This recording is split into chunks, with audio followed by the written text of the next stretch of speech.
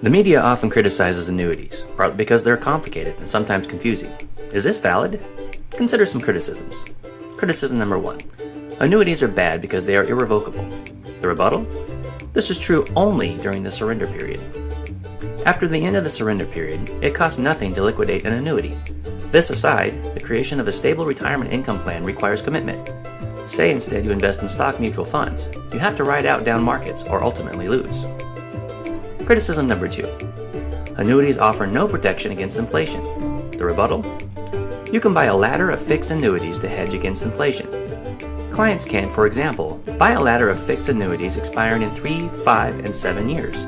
This is a way to buy annuities that mature at different points in the future, allowing them to reinvest the principal in higher yielding annuities should inflation and interest rates arise. Criticism number 3. It's too risky putting your assets in the hands of one insurance company. The rebuttal? Most insurance companies are rock solid and have a long history of protecting customers. During the Great Depression, no insurance company failed to pay on any of its policies and contracts, including annuities.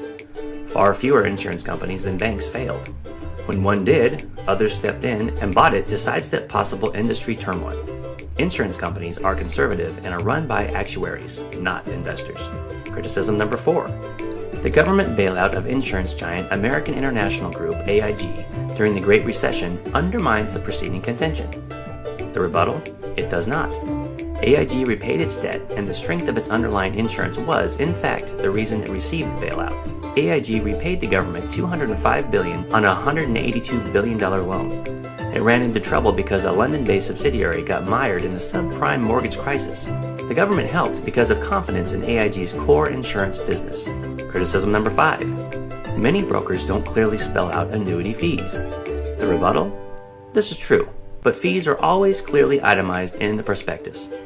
There are mortality, expense and administration contract charges, variable annuity subaccount fees, and living benefit and death benefit rider fees.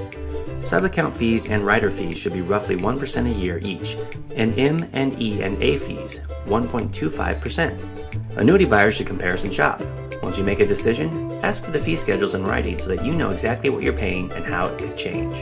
For more information about annuities and whether or not they're right for you, contact Annuity FYI at 866-223-2121 or visit us on the web at annuityfyi.com.